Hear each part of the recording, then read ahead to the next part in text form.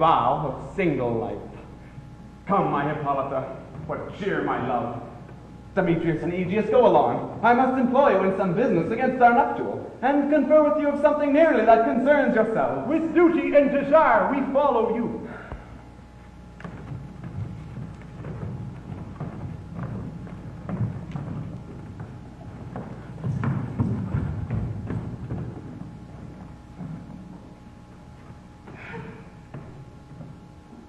How now, my love? Why is your cheek so pale? How chance the roses there do fade so fast? Belike the want of rain, which I could well be teem them from the tempest of my eyes. Ay me, for aught that I could ever read, could ever hear by tale or history, the course of true love never did run smooth. But either it was different in blood, Oh, cross, too high to be enthralled low. or else misgrafted in respect of years, Oh, spite, too old to be engaged to young. or else it stood upon the choice of friends, Oh, hell, to choose love by another's eyes. or if there were a sympathy in choice, or death or sickness did lay siege to it, making it momentary as a sound, swift as a shadow, or short as any dream, or brief as the lightning and the collie night that in a spleen unfolds both heaven and earth, and there a man hath power to say, behold, the jaws of darkness do devour it up. So quick bright things come to confusion. If then true lovers have been ever crossed, it stands as an edict in destiny. Then let us teach our trial patience, because it is a customary cross, as due to love as thoughts and dreams and sighs, wishes and tears, poor fancy's followers. A good persuasion. Therefore hear me, Hermia. I have a widowed aunt, a dowager of great revenue, and she hath no child. From Athens is her house remote 7 leagues, and she respects me as her only son. There, gentle Hermia, may I marry thee, and to that place the sharp Athenian law cannot pursue us. If thou lovest me, then, steal forth thy father's house tomorrow night, and in the wood, a league without the town, where I did meet thee once with Helena to do observance to a morn of May. There, I will stay for thee. My good Lysander, I swear to thee by Cupid's strongest bow, by his best arrow with the golden head, by the simplicity of Venus's doves, by that which knitteth souls and prospers loves, and by that fire which burned the Carthage queen when false Troyan under sail was seen, by all the vows that ever men have broke, never women spoke, in that same place thou hast appointed me. Tomorrow truly I will meet with thee. Keep promise, love. Look, here comes Helena. God, speak, fair Helena. Whither away? Call you me fair? That's fair again unsaid. Demetrius, not your fair. Oh, happy fair. Your eyes are lodestars. Your tongue, sweet air, more tunable than laughter shepherd's ear. When wheat is green, when hawthorn buds appear. Sickness is catching. Oh, were fate was so yours would I catch fair Hermia ere I go. My ear should catch your voice, my eye your eye. My tongue should catch your tongue's sweet melody. Were the world mine, Demetrius being baited, the rest I give to be to you translated. Oh, teach me how you look, and with what art you sway the motion of Demetrius' heart. I frown upon him, yet he loves me still. Oh, that your frowns could teach my smiles such skill. I give him curses, yet he gives me love. Oh, that my prayers could such affection move. The more I hate, the more he follows me. The more I love, the more he hateth me. His folly, Helena, is no fault of mine. None but your beauty. Would that fault were mine. Take comfort. He no more shall see my face. Lysander and myself will fly this place. Before the time I did Lysander see, seemed Athens is a paradise to me. Oh, then what graces in my love do dwell, that he hath turned a heaven unto a hell. Helen, to you our minds we will unfold. Tomorrow night, when the moon doth behold her silver visage on the watery glass, decking with liquid pearl the bladed grass, time that lover's flights doth still conceal, through Athens' gates we have devised to steal. And in the wood, where often you and I, upon faint primrose beds were wont to lie, emptying our bosoms of their counsel sweet, there my Lysander and myself shall meet, and thence from Athens turn away our eyes, to seek new friends and stranger companies. Farewell, sweet playfellow. Pray thou for us, and good luck, frankly-eyed Demetrius. Keep word, Lysander. We must starve our sight from lovers' food till morrow beat midnight. I will, my Hermia. Helena, adieu. As you on him, Demetrius dote on you. How happy some, or other some can be. Through Athens I am thought as fair as she. But what of that? Demetrius thinks not so. He will not know all that he do know. And as he errs, doting on Hermia's eyes, so I, admiring of his qualities. Things base and vile, holding no quantity, love can transpose to form and dignity. For ere Demetrius looked on Hermia's eyes, he held down oaths that he was only mine. And when this hail some heat from Hermia felt, so he dissolved, and showers of oaths did melt. I will go tell him of fair Hermia's flight, and then will he to the wood tomorrow night pursue her. And for this intelligence, if I have thanks, it is a dear expense. But herein mean I to enrich my pain, to have his sight thither and back again.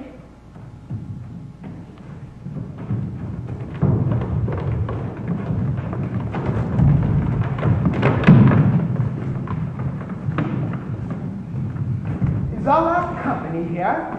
You were best to call them general, man by man, according to the script.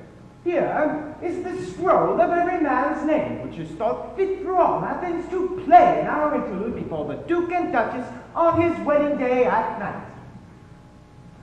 First, good Peter Quince, say what the play treats of.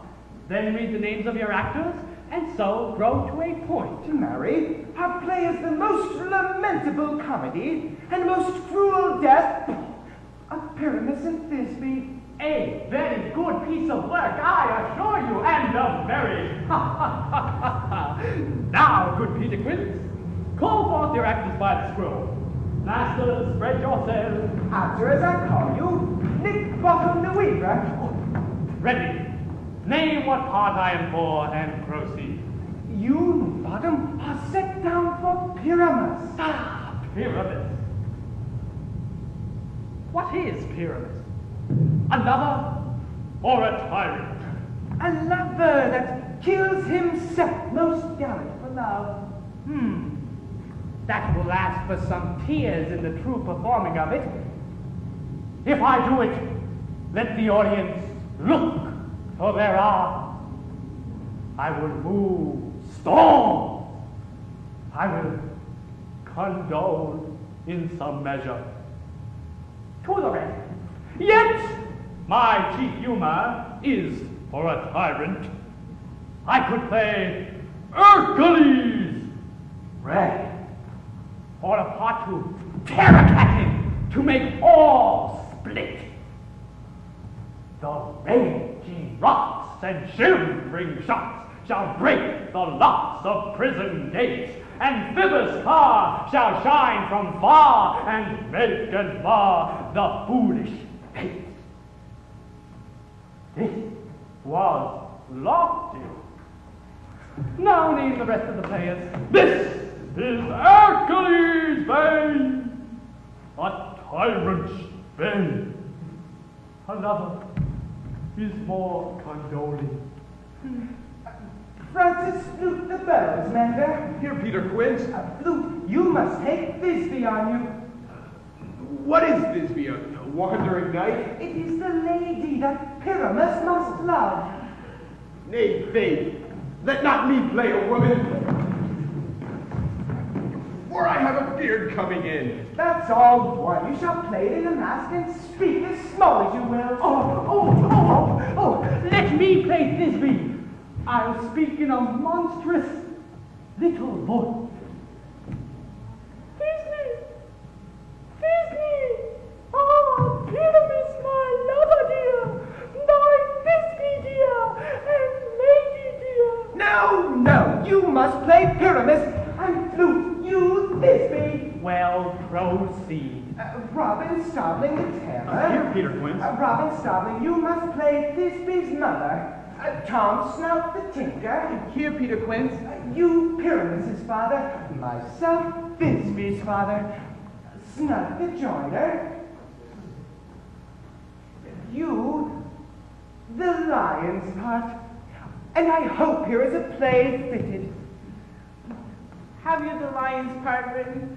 Pray you, if it be, give it me, for I am slow to study.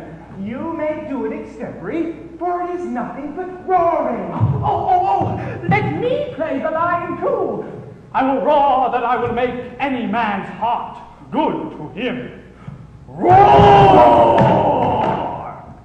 I will roar that I will make the Duke say, let him roar again. Roar! Let him roar again. Roar! And you shall do it too terribly that you would frighten the Duchess and the ladies, that they would shriek, and that were enough to hang us all. That would hang us, every mother's son. I grant you, my friends, if you should fright the ladies out of their wits, they would have no more discretion but to hang us. But I will aggravate my voice, so that I will roar you as gently as any sucking dove.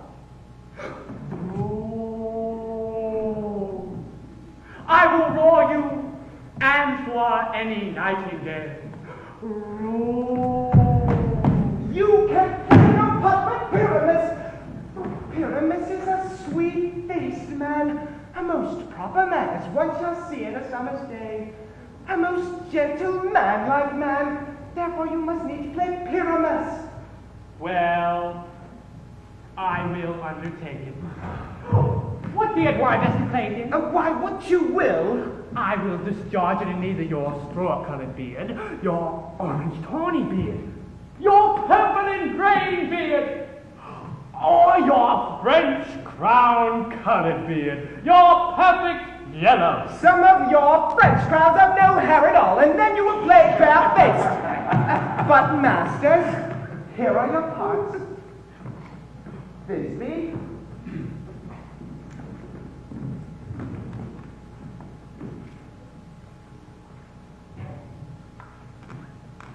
Pyramus's father.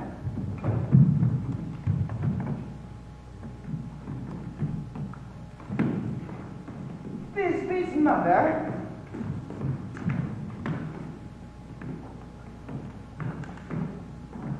Pyramus.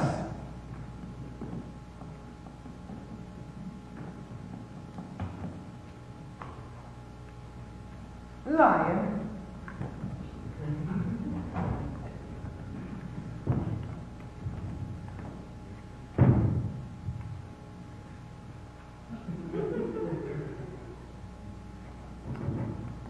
And I am to entreat you, request you, and desire you to come and by tomorrow night, and meet me in the wood, a mile without the town, by moonlight. There will we rehearse. For if we meet in the city, we shall be dogged with company and our devices known. In the meantime, I will draw a bill of property such as our play wants. I pray you, fail me not. We will meet, and there we may rehearse most obscenely and courageously.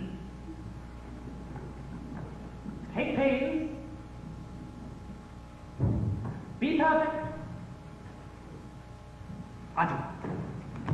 At the Duke's of winning. Enough! Hold or cut bowstrings!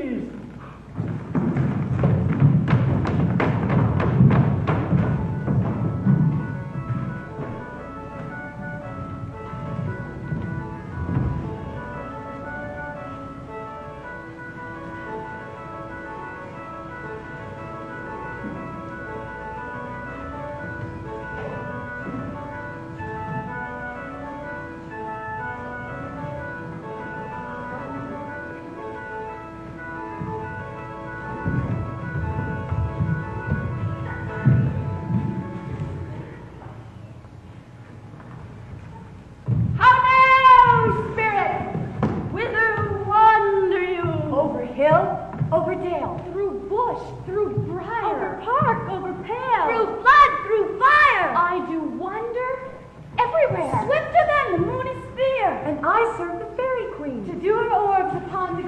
cowslips tall her pensioners be. In their gold coats, spots you see. Those be rubies fairy favors. In those freckles live their savors. I must go seek some dewdrops here, and hang a pearl in every cowslip's ear. Farewell, thou loved spirits, all be gone. Our queen and all her elves come here anon. The king doth keep his revels here tonight. Take heed the queen comes not within his sight, for Oberon is passing fell and ran, because that she, as her attendant, hath a lovely boy stolen from an Indian king. Oh, she never had so sweet a changeling. And jealous Oberon would have the boy knight of his train to trace the forest wild. But she perforce withholds the loved boy, crowns him with flowers, and makes him all her joy.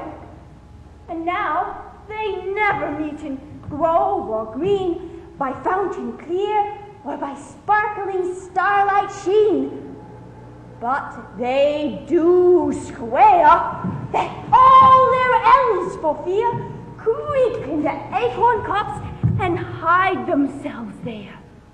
Either I mistake your shape and make you white, or else you are that shrewd and knavish sprite, called Robin Goodfellow.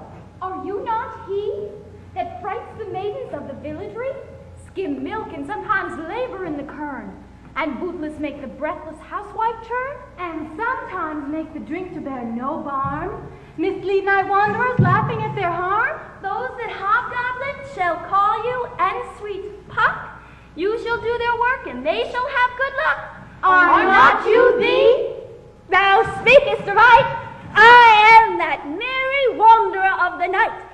I jest to Oberon and make him smile when I a fat and bean-fed horse beguile, neighing in the likeness of a filly foal. And sometimes I lurk in a gossip's bowl in the very likeness of a roasted crab. And when she drinks, against her lips I bob, and on her withered dewlap pour the ale. The wisest at telling the saddest tale. Sometimes for a 3-foot stool mistaketh me, then slip I from her bum.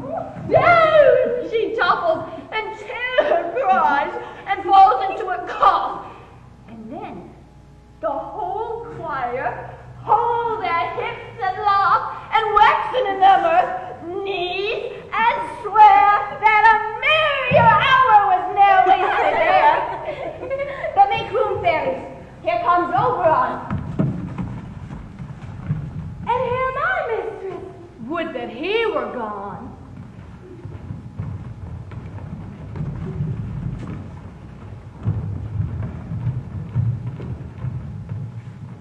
Ill met by moonlight, proud Titania. What jealous Oberon? Fairy, skip hence.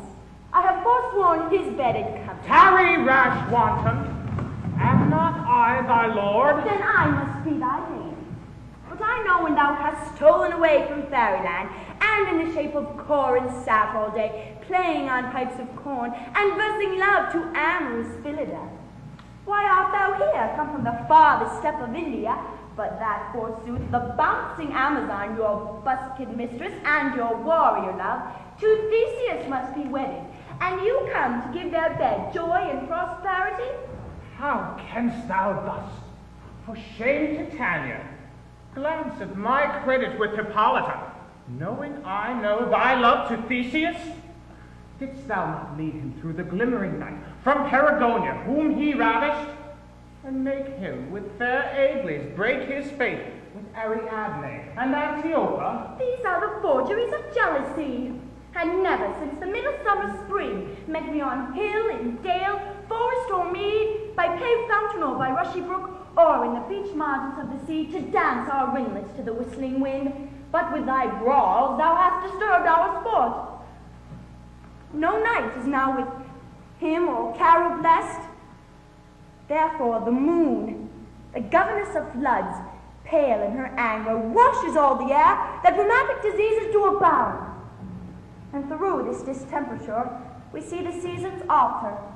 The spring, the summer, Child in autumn, angry winter change their wonted liveries, and the mazed world by their increase now knows not which is which. This same progeny of evils comes from our debate, from our dissension. We are their parents and originals. But do you amend it then? It lies in you. Why should Titania cross her Oberon? I do but beg a little changeling boy to be my henchman. Set your heart at rest. The Fairyland lies not the child of me. His mother was a votress of my order, and in the spiced Indian air by night, full often hath she gossiped by my side, and sat with me on Neptune's yellow sands, marking the embarked traders on the flood. And we have laughed to see the sails conceive and grow big-bellied with the wanton wind, which she with pretty and with swimming gait following, her womb then rich with my young squire, would imitate and sail upon the land to fetch me trifles, and return again, as from a voyage, rich with merchandise. But she, being mortal, of that boy did die. And for her sake do I rear up her boy, and for her sake I will not part with him. How long within this wood intend you stay? Perchance till after Theseus' wedding day.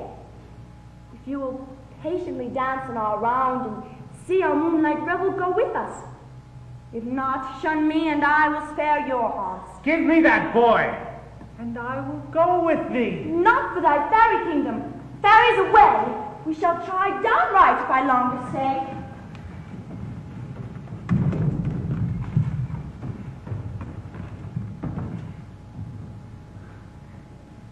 Well, go thy way, but thou shalt not from this grove until I torment thee for this injury.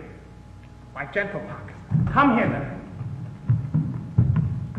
Thou rememberest, since once I sat upon a promontory and heard a mermaid on a dolphin's back. I heard such dulcet and harmonious breath that the rude sea grew civil at her song, and certain stars shot madly from their spheres to hear the sea maid's music. I remember. That very time I saw, but thou couldst not, flying between the cold moon and the earth, Cupid, all armed. A certain name he took at a fair vestal, throned by the west, and loosed his love shaft smartly from his bow, as it should pierce 100,000 hearts. Yet I might see young Cupid's fiery shaft, quenched in the chaste beams of the watery moon, and the imperial votress passed on, in maiden meditation, fancy-free. Yet I marked where that little bolt of Cupid fell. It fell upon a little western flower, before milk white, now purple with love's wound. Maidens call it love in idleness. Fetch me that flower, the herb I showed thee once. The juice of it, on sleeping eyelids laid, will make a man or woman madly dote upon the next live creature that it sees. Fetch me this flower, and be thou here again ere the Leviathan can swim a league. I'll put a girdle round about the earth in 40 minutes. Having once this juice, I'll watch Titania when she is asleep, and drop the liquor of it into her eyes. Next thing, then she, waking, looks upon, be it on lion or bear, or wolf or bull, on meddling monkey or busy ape, she shall pursue it with the soul of love. And there I take this charm from off her sight, as I can take it with another herb. I will make her render up her page to me. But who comes here? I am invisible, and I will overhear their conference.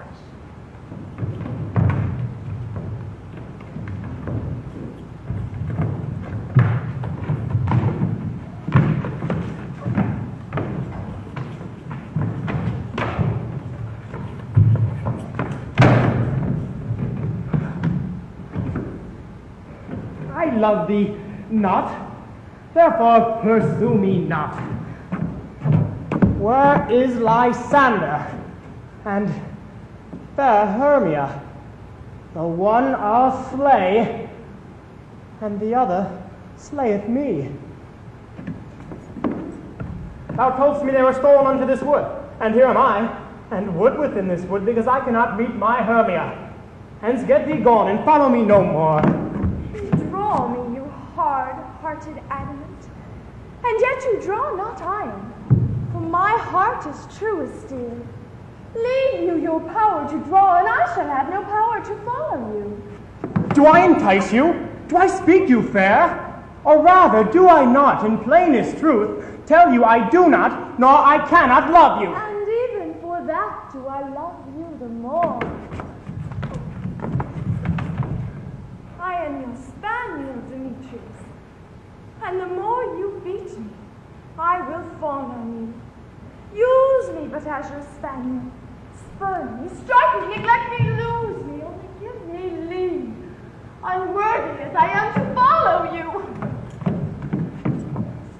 What worse a place can I beg in your love, and yet a place of high respect with me, than to be used as you use your dog? Tempt not too much the hatred of my spirit, for I am sick when I do look on thee. And I am sick when I look not on you. You do impeach your modesty too much, to leave the city and commit yourself into the hands of one that loves you not, to trust the opportunity of night and the ill counsel of a desert place with the rich worth of your virginity. Your virtue is my privilege, but that it is not night when I do see your face, therefore I think I am not in the night, nor doth this wood lack worlds of company, for you in my respect are all the world. Then how can it be said that I am alone when all the world is here to look on me? I'll run from thee, and hide me in the brakes, and leave you to the mercy of the wild beasts. The wildest hath not such a heart as you. Run when you will. The story shall be changed. Apollo flies and Daphne holds the chase. Line. The dove pursues the griffin. Line. The mild hind makes speed to catch the tiger, bootless speed. When cowardice pursues and valor flies. I will not stay thy questions. Let me go. Or, if thou follow me, do not believe but I shall do thee mischief in the wood. Aye, in the temple, in the town, in the field you do me mischief. Fly, Demetrius. Your wrongs do set a scandal on my sex. We cannot fight for love as men may do. We should be wooed, and we're not made to woo. Oh!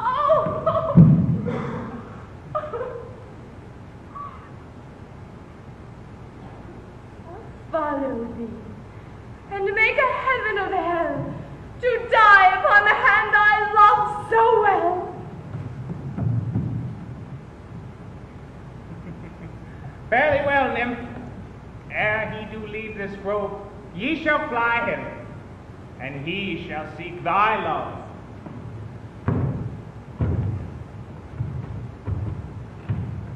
Hast thou the flower there? Welcome, wanderer. Aye, there it is. I pray thee, give it me. I know a bank where the wild thyme blows, where oxlips and the nodding violet grows, white oak canopied with luscious woodbine, with sweet musk roses, and with eglantine.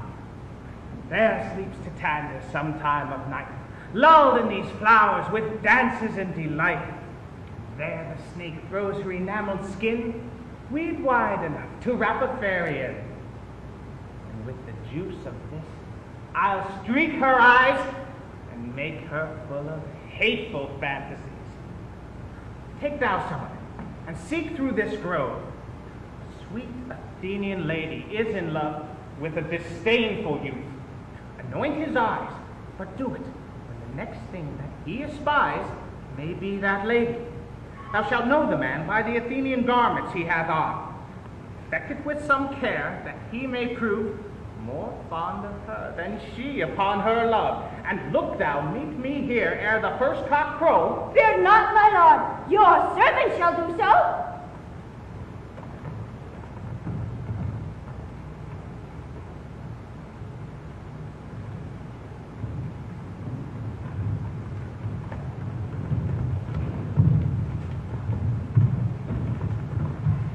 Come, now a roundel and a fairy song. Then, for the third part of a minute, hence, Some to kill cankers and the muskrow's buds.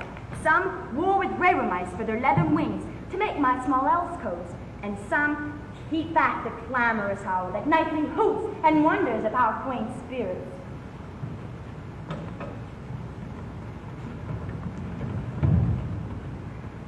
Sing me now asleep, then to your offices and let me rest.